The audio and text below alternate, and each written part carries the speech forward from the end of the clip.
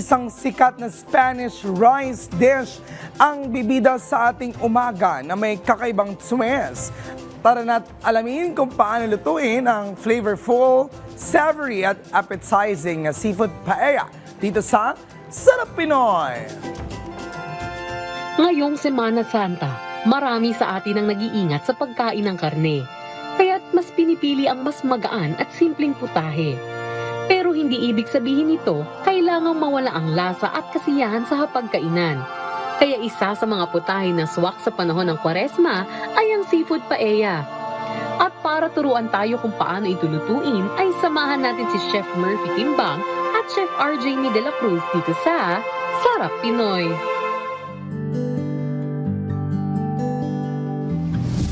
Una muna nut oil.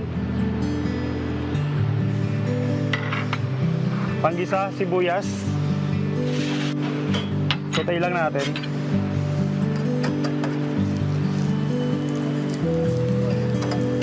Bawang.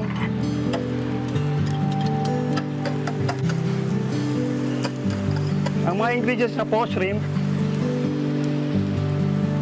Meron din tayong pork lomo. Squid. Lomo, pork lomo, baboy po siya. Pork tenderloin po. Tapos meron din po tayong chicken breast. Sauté lang po natin para lumabas yung aroma.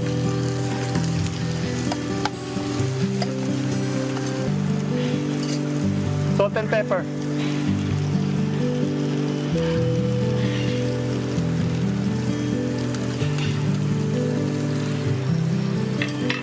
Paprika.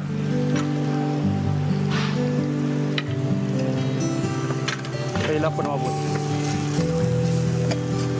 Sunod po natin white wine para po matanggal po yung lansa ng ano. Tapos tomato sauce.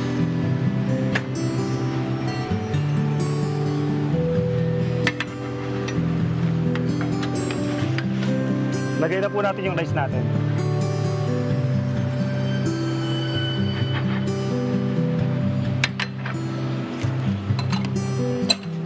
Tapos ating kaldo or soup stock.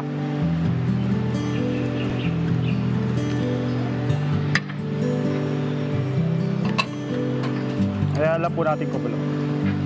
Haluin lang ng ano, pero wag madalas para hindi ma-breakdown yung mga bigas.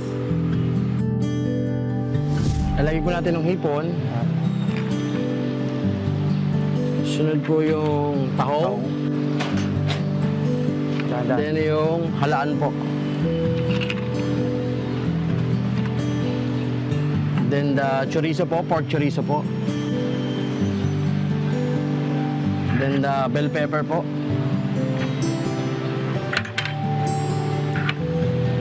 And the green peas po.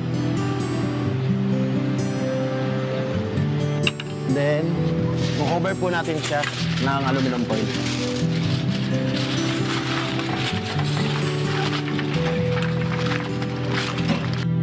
Sunod naman na ilagay ito sa oven na naka-preheat sa 190 degrees Celsius for about 20 to 30 minutes.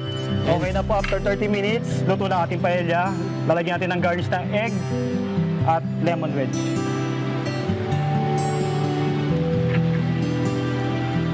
Yan na po ang paella ilustrado.